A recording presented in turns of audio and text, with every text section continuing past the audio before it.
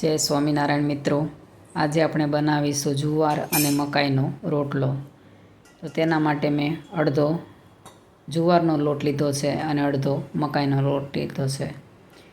તો તેની અંદર આપણે મીઠું નાખી અને પાણી નાખીને સારી રીતે મસળી લઈશું.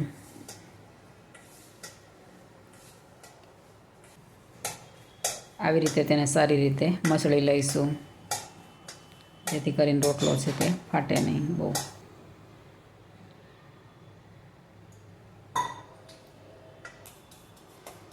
હવે તે પછી તેને બંને હાથની મદદથી આપણે તેને ટીપી લઈશું.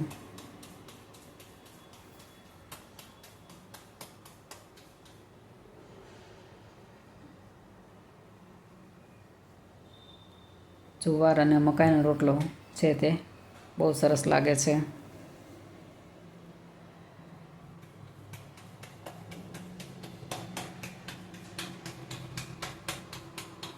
આવી રીતે તેને બંને હાથની મદદથી આપણે તેને ટીપી લઈશું.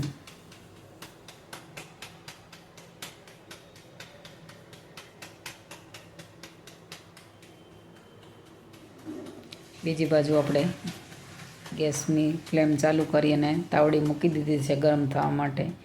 માટીની છે તાવડી, એટલે તેને થોડી તપતા વાર લાગે એટલા માટે આપણે તેને ગરમ કરવા અગાઉ મૂકી દીધી હતી.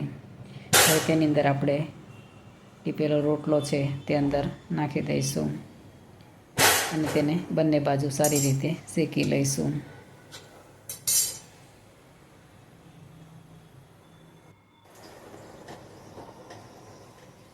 આવી રીતે થઈ જાય પછી તેને બીજી બાજુ પણ ફેરવી દેવાનો.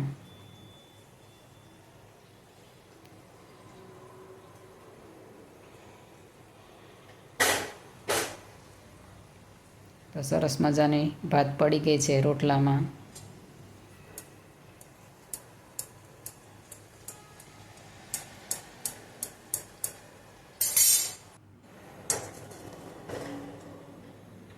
જો સરસ મજાની ડિઝાઇન પડી છે.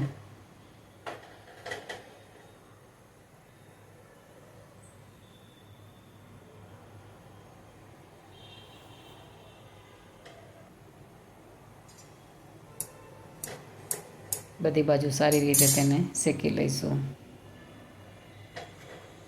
તો આપણો રોટલો છે તે હવે ચડી ગયો છે. હવે તેને નીચે લઈ લઈશું અને તેની ઉપર આપણે ઘી ચોપડી દઈશું. જો તમને મારી રેસીપી ગમે તો તેને લાઈક, શેર અને સબસ્ક્રાઈબ જરૂરથી કરજો અને કમેન્ટ કરીને કહેજો કે તમને મારી રેસીપી કેવી લાગી. તો આવી રીતે બધી બાજુ તેને ઘી ચોપડી અને તેની અંદર આપણે ચમચીની મદદથી ખાડા પાડી દઈશું.